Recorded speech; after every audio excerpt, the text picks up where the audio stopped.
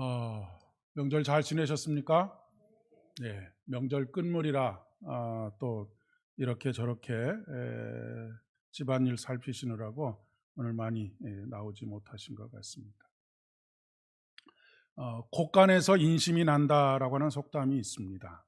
음, 말의 뜻은 먹고 살 만큼 형편이 넉넉해지면 남을 동정하고 도울 수 있다라고 하는 그런 뜻입니다.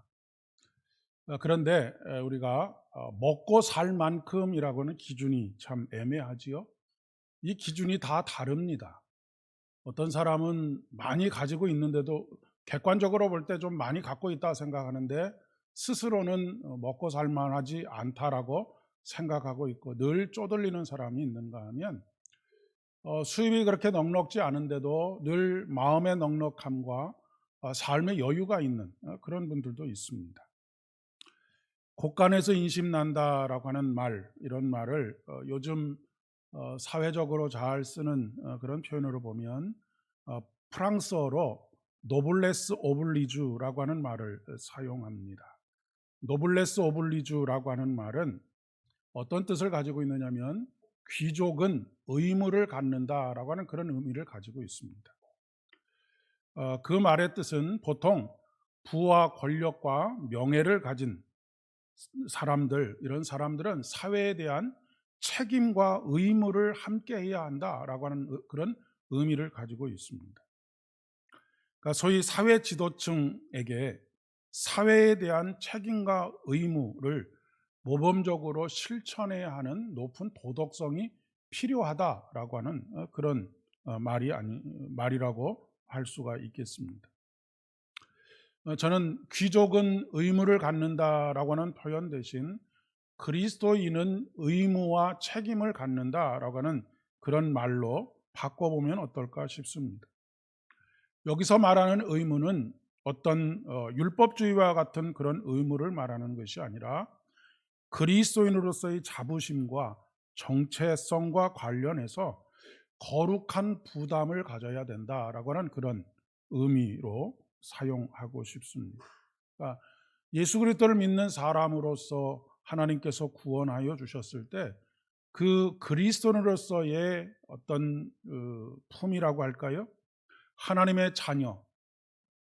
여러분, 우리가 그냥 항상 하나님의 자녀, 하나님의 자녀 하니까 별다른 감동이 없는데, 우리가 이렇게 다른 표현으로 신의 아들, 신의 딸, 이렇게 표현을 바꿔본다면 어떤 느낌이 들겠습니까? 근데 워낙에 우리가 그냥 하나님의 자녀된 우리라고 하는 말을 너무 많이 듣다 보니까 이것이 인플레가 되어서, 표현의 인플레가 되어서 이 하나님의 자녀가 되는 것이 얼마나 그 깊이가 있고 또 얼마나 무게가 있는 신분인지에 대해서 잘 알지를 못합니다. 왕 같은 제사장, 거룩한 나라, 그의 소유된 백성. 이것은 단순히 돈에 많고 적음에 있지는 않습니다. 돈이 많아도 졸부와 같은 사람들이 있는가 하면, 그렇게 넉넉하지 못해도 품위를 가지고 살아가는 사람들이 얼마든지 있기 때문에 그렇습니다. 요즘 사람들은 참 부담이라고 하는 단어를 굉장히 싫어합니다. 그러니까 부담스럽다라고 하는 말은 굉장히 어떻게 보면 부정적인 의미로 사용되고 있지 않을까 싶습니다. 그래서 우리는 서로 부담되는 일은 하지 말자라고 하는 것이 이 사회가 가지고 있는 어떤 컨센서스가 아닌가 싶은 생각이 듭니다. 그래서 남녀 관계에도 서로에게 부담이 되지 않기 위해서 결혼이라고 하는 어떤 법적인 효력을 가진 그런 굴레에 들어가기보다는 동거의 형태를 띠거나 아니면 계약 결혼을 하는 그런 추세가 계속해서 늘어나고 있는 상황 속에 있는 것을 보게 됩니다. 심지어는 요즘은 이제 예전보다 훨씬 더 교회 개척이라고 하는 것, 개척교회라고 하는 것이 힘든 그런 상황 속에 있습니다.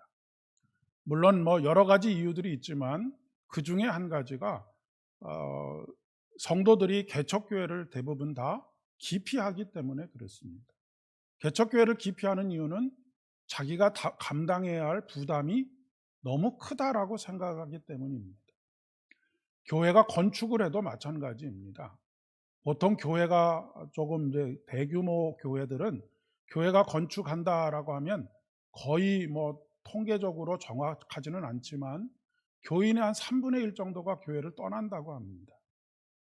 왜냐하면 그 부담이 자기에게 고스란히 돌아오지 않을까라고 하는 염려 때문에 그렇겠죠.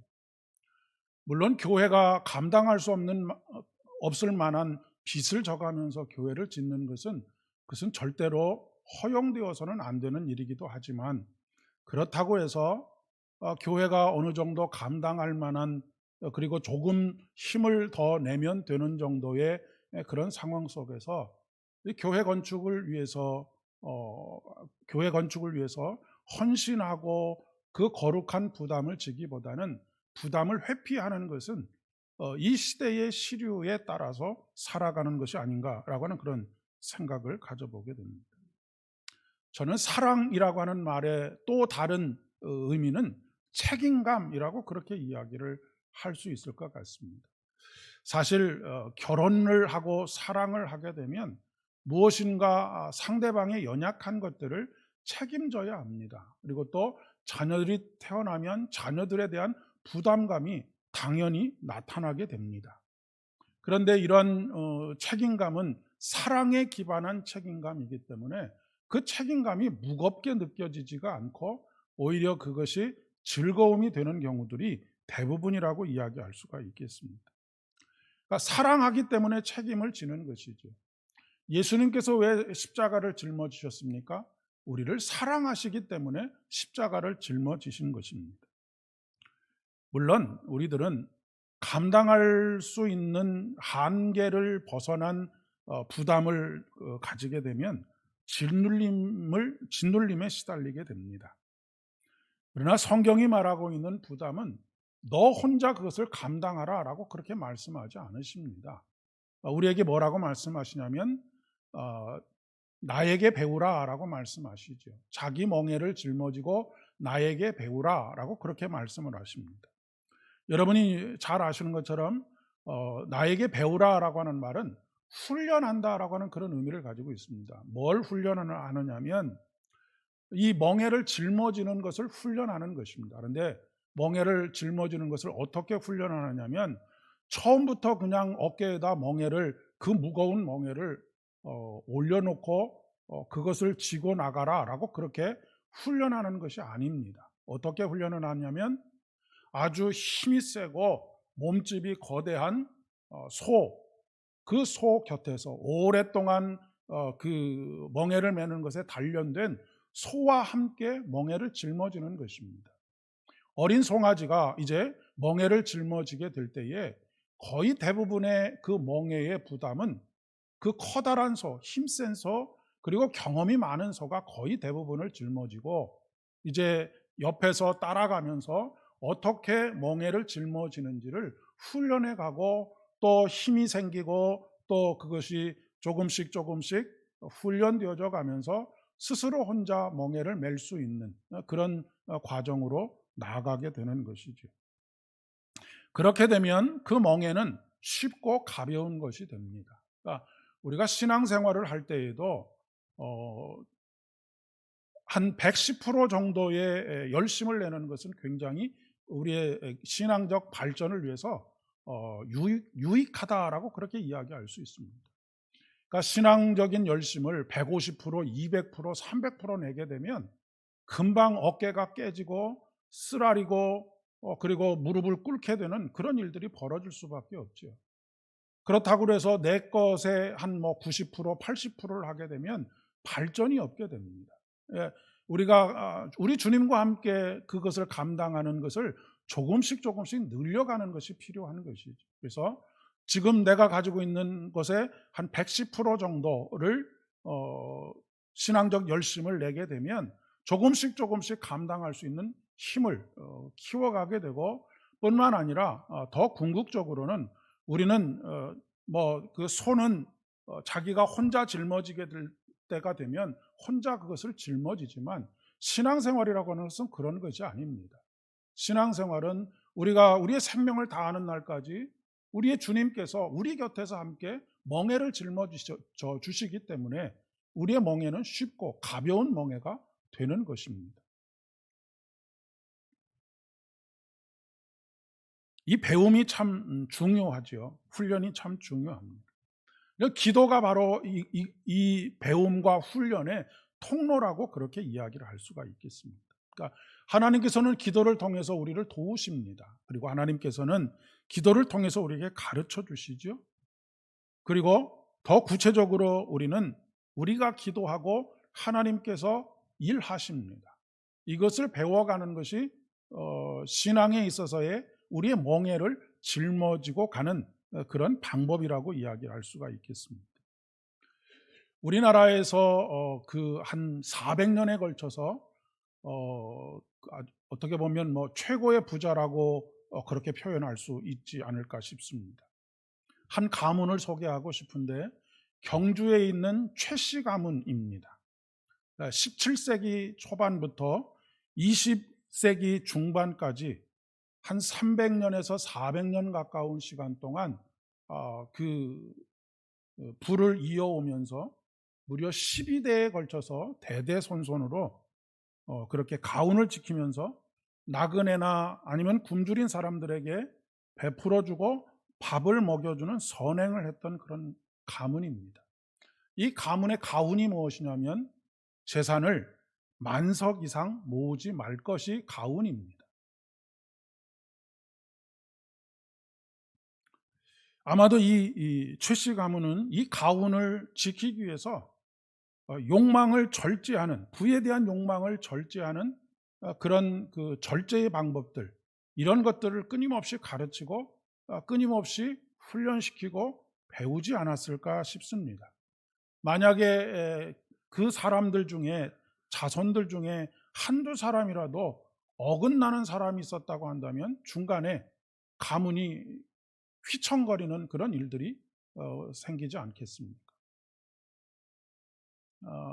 부자가 3대 이상을 가는 것이 참 어렵다라고 그렇게 이야기들을 하는 것을 보게 되면 12대에 걸쳐서 이 부를 대대손손으로 이어갈 수 있었다라고 하는 것은 얼마나 이 물질에 대한 욕망, 이 욕망을 절제하고 그것을 잘 지혜롭게 관리할 줄 아는 방법을 가졌는가라고 하는 것을 우리가 살펴볼 필요가 있는 것이죠. 그래서 보통 그 당시에 이 조선 시대에 뭐 그 조금 그 갑의 위치에 있는 이런 사람들은 소장료를 한 70%까지도 받았다고 합니다. 그러니까 나머지 30%를 가지고 먹고 살아야 되니까 엄청나게 힘들지 않았겠습니까? 그런데 이 그 경주 최씨 가문은 소장료를 한 40% 정도만 받았다라고 그렇게 이야기를 합니다. 그래서 이 부의 혜택이 자연스럽게 나누어지도록 하는 그런 그 일들을 벌였던 것이죠.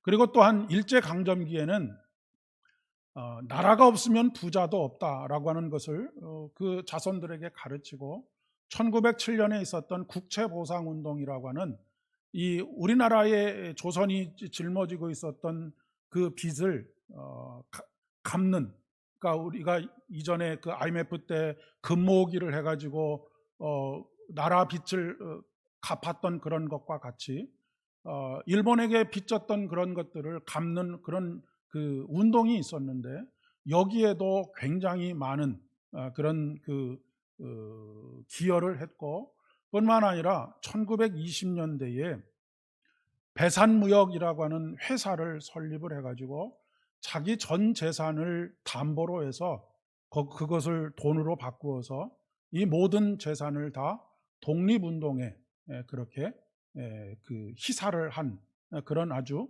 명문 가문인 것이죠. 사회가 건강하려면 이런 노블레스 오블리주를 실천하는 사람들이 많아야 하는데 사실 현대에 와서는 그렇지가 못합니다. 우리가 보통 앞에서도 말씀드렸지만 곳간에서 인심이 난다라고 하는 말이 옛 속담이긴 하지만 이렇게 살아가는 사람들이 그렇게 많지 않다라고 하는 것이죠. 외국의 경우에는 그래도 조금 있는데 우리나라의 경우에는 법적으로 이것이 미비된 점들이 굉장히 많이 있어서 그런 의도를 가지고 있는 사람도 그렇게 하지 못하는 경우들도 있다고는 합니다. 우리나라도 이런 문화가 빨리 만들어지기 위해서는 법적인 문제들도 조금 제도적으로 정비가 필요하기는 하겠습니다. 우리나라 같은 경우에는 만약에 자기 전 재산을 어디 대학에다 희사를 한다거나 사회단체에 희사를 하게 되면 그에 걸맞는 세금 때문에 그 세금을 감당할 수 없는 그런 법 체계를 가지고 있어서 오히려 재산을 희사하고도 마음에 큰 상처와 아픔을 겪는 일들이 굉장히 많이 있다고 하는 것이죠. 그런데 그렇게 되는 이유가 무엇이냐면 재산이 많은 사람들이 이것을 이용을 해서 또 다르게 재산을 빼돌리는 통로로 사용하는 사람들이 있어서 그렇기는 하다고 하는데 이것을 좀 잘 절충하고 나쁜 의도를 가지고 있는 사람들을 막을 수 있는 그런 법제도를 조금 만들 필요는 있겠다라고 하는 생각이 들기도 합니다. 돈이 있다고 해서 누구나 나눔을 실천하면서 사는 것은 아닙니다. 왜냐하면 욕망을 절제하는 것이 정말로 어렵기 때문입니다. 앞에서 이 최씨 가문의 가정의 가훈이 만석 이상은 넘기지 말아라 라고 하는 이유가 바로 여기 있는 것이죠. 그러니까 한없는 욕망, 그리고 쌓아두고자 하는 욕망, 이런 것들이 인간의 마음을 지배하고 있기 때문에 그렇습니다. 다윗이 밧세바와의 간음 사건이 있었을 때 나단 선지자가 와서 비유적으로 이야기했던 것이 무엇입니까? 99마리의 양을 가지고 있는 한 부자가 외부에서 손님이 왔다고 자기 양을 잡는 것이 아니라 한 마리의 양을 가지고 있는 사람의 것을 빼앗아서 온 손님을 대접했다라고 하는 그런 이야기가 아니겠습니까? 진정한 부자라고 하는 것은 많이 모은 사람이 부자가 아니고 어떻게 쓰느냐에 달려 있다라고 그렇게 이야기를 할 수 있겠습니다. 많이 모았지만 거지같이 사는 사람이 있는가 하면 별로 가지고 있지 않지만 아주 부자처럼 그런 사람도 있습니다. 어차피 우리가 죽으면 그것을 아무도 가져갈 수 없지요.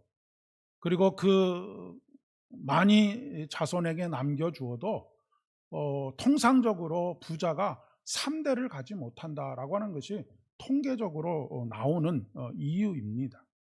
그런데 그 중에서도 3대가 아니라 12대까지 걸쳐서 1000대까지 이르는 하나님의 복을 누리는 사람들은 누구일까?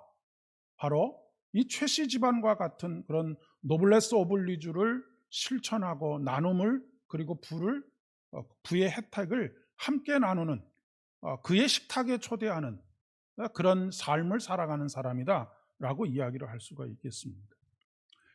오늘 본문의 말씀은 아주 대비되는 두 사람에 대한 비유가 나옵니다.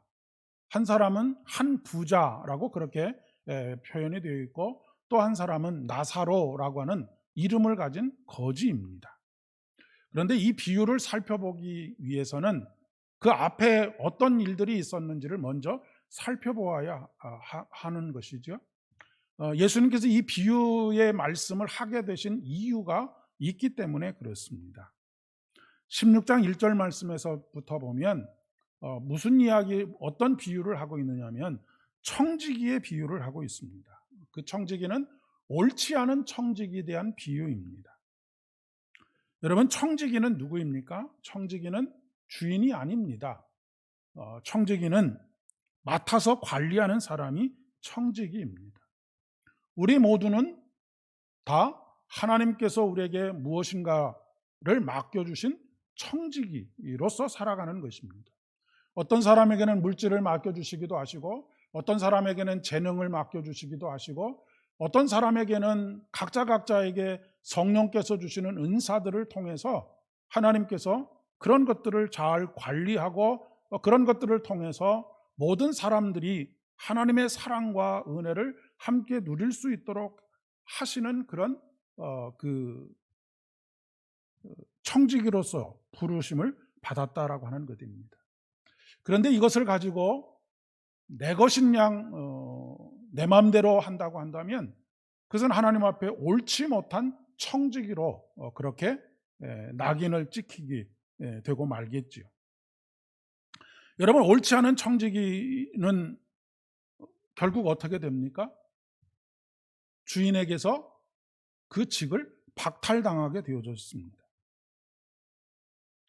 그런데 이 청지기가 이제 자기가 이 직에서 쫓겨나고, 그리고 앞으로 이제 나이도 들고 그동안 사람들에게 못되게 굴어왔던 것, 이런 것들 때문에 나누지 않고 살아왔던 것, 오히려 그 사람들을 착취하면서 살아왔던 것들 때문에 이제 삶이 너무너무 고단해질 것 같으니까 어떻게 했느냐면 그 주인에게 빚진 사람들을 다 불러왔습니다.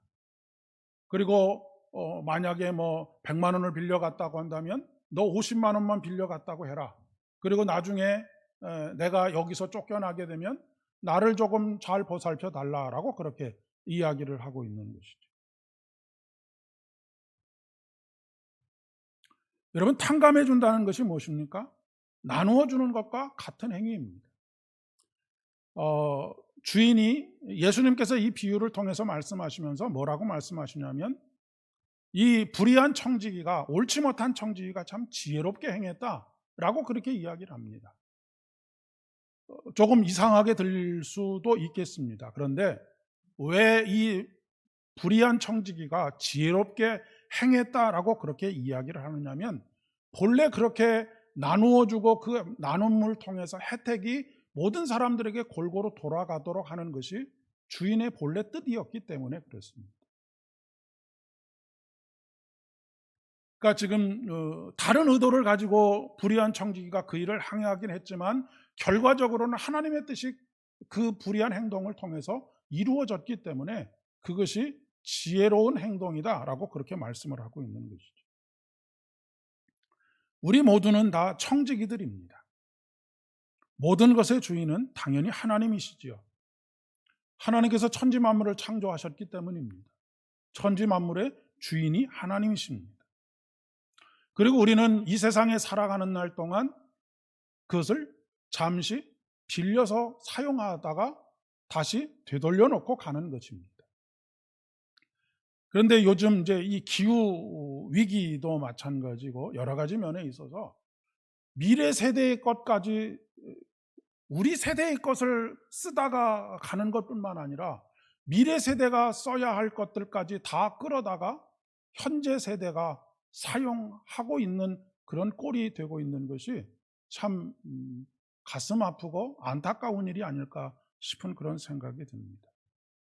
지금 그 결과로 여러분이 뉴스를 보시면 알겠지만 상하이도 그렇고 중국의 여러 곳, 필리핀의 여러 곳, 베트남의 여러 곳이 완전히 쑥대밭이 되었습니다. 앞으로 어떻게 되어질지 참 걱정과 염려가 앞서고 있는 그런 상황이지요.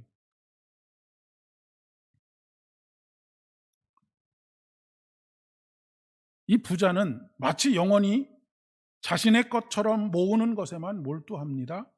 그리고 나눔이라고 하는 것은 눈꼽만큼도 없습니다. 여러분, 창고에 더 이상 채울 것이, 그러니까 더 이상 창고에 여유가 없으면 어떻게 하면 됩니까? 나누어 주면 되는 것이죠. 그런데 이 사람의 선택은 무엇입니까? 창고를 더 짓자라고 하는 것입니다. 앞에 말했던 최 씨 가문과 아주 상반된 그런 선택을 하고 있지 않습니까? 딱 만석이 들어갈 수 있는 만석만큼의 창고 이외에는 더 이상 모으지 않는 것, 나누는 것, 이 부의 혜택을 함께하는 것, 그런 것을 선택하는 것이 아니라 만석이 있는데 2만석이 들어갈 수 있는 그런 창고를 다시 짓는 선택을 한 것입니다. 그런데 바로 멀리도 아니고 대문 밖에서 거지 나사로가 상에서 떨어지는 부스럭이라도 주워 먹고 싶은 마음에 그곳에서 구걸을 하고 있습니다. 그런데 그나마도 용이하지 않을 것입니다. 왜냐하면 상에서 떨어지는 부스러기는 누가 제일 먼저 달려가서 먹겠습니까? 개가 제일 먼저 달려가서 먹지 않겠습니까? 얼마나 행동이 날쌘까요? 그러니 상에서 떨어지는 부스러기조차도 먹을 수 없는 것이 나사로입니다. 우리 사회의 부익부 빈익빈이 갈수록 심각해지고 있습니다. 왜냐하면 절대적인 부가 부족하기 때문이 아닙니다. 이 세상에는 모든 사람들이 다 먹고 충분히 남을 만한 부가 쌓여 있습니다. 그런데 문제는 상위의 20%가 전 지구의 물질의 80%를 소유하고 있고 나머지 80%가 나머지 20%를 가지고 살고 있기 때문에 그렇습니다.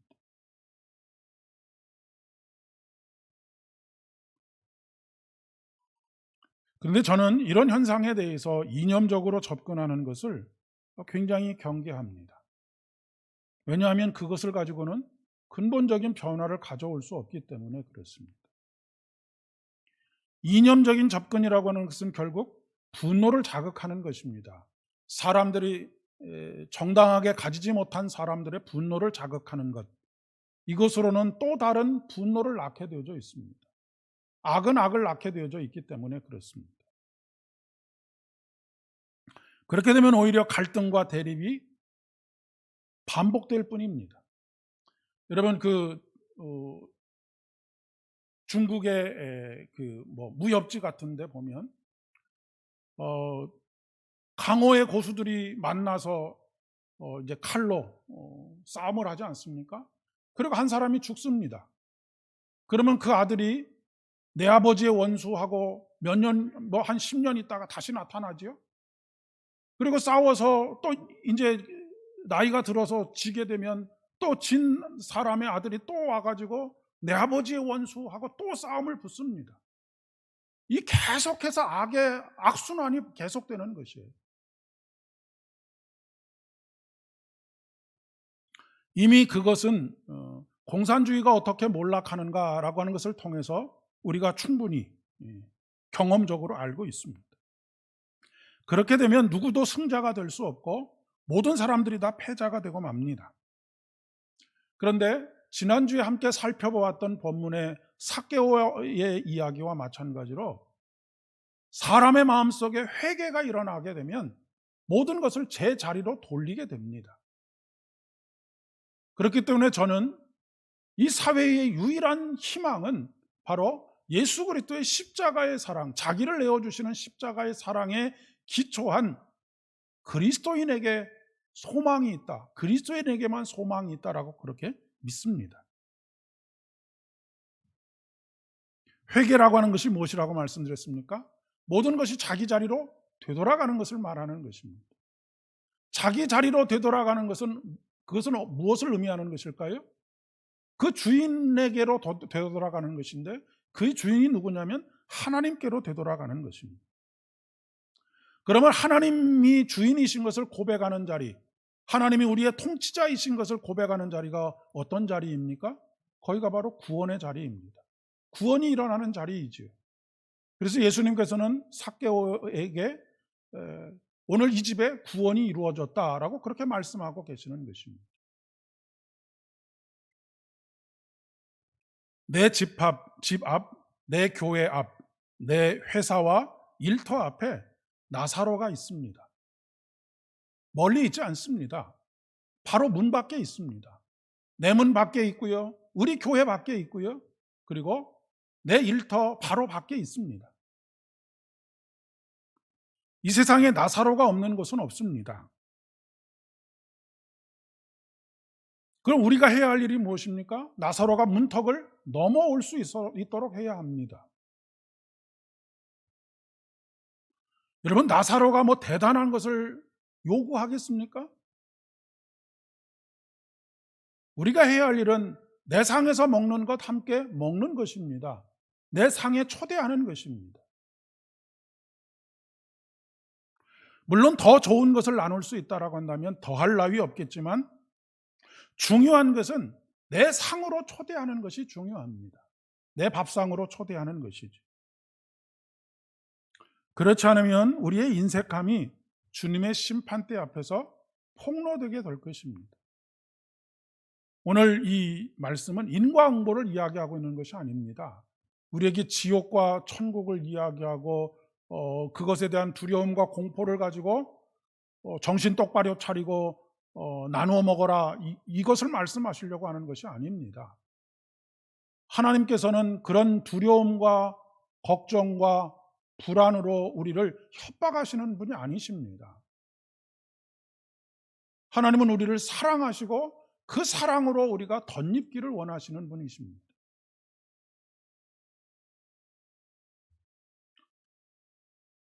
부자와 나사로의 사이는 대문 하나가 있는 너무나 가까이 있는 사이였지만 그 작은 사이를 무시하게 되었을 때 결국 어떤 차이가 벌어지고 말았습니까? 오늘 말씀해 보니까 이 부자와 아브라함 품에 있는 나사로와의 사이가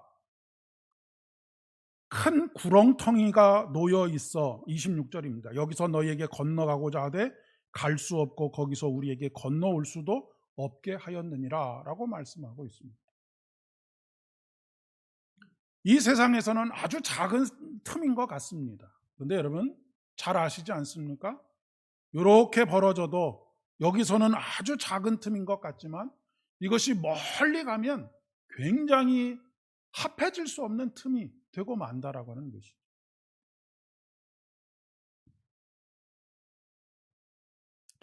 처음 시작은 별것 아닌 것 같지만 나중의 결과는 도저히 건널 수 없는 그런 결과를 나타내게 된다는 것입니다.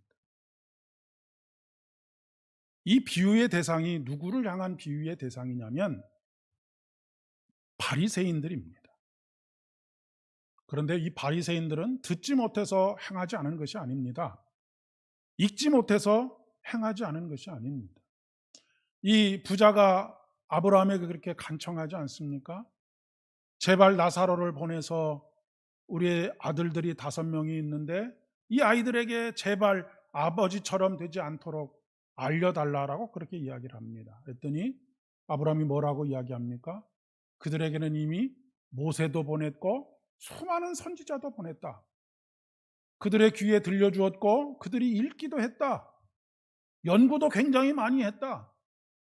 그러나 들어도 듣지 않고 보아도 보지 못했다. 보내봐야 소용이 없다라고 하는 그런 이야기입니다.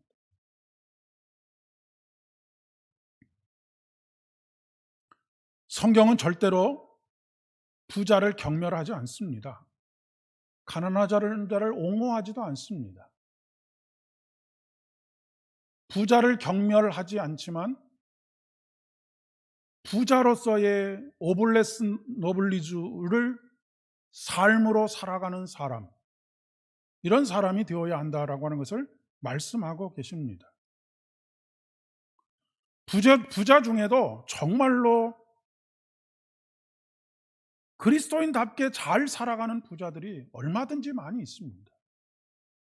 반대로 가난한 사람들 중에 정말로 자기밖에 모르면서 살아가는 사람들도 참 많이 있습니다. 중요한 것은 모든 것의 주인이 누구이신지를 깨닫는 것입니다. 그것이 곧 그의 마음에, 그의 가정에 하나님의 나라가 이루어졌는지 이루어지지 않았는지를 증명해 주는 것이죠.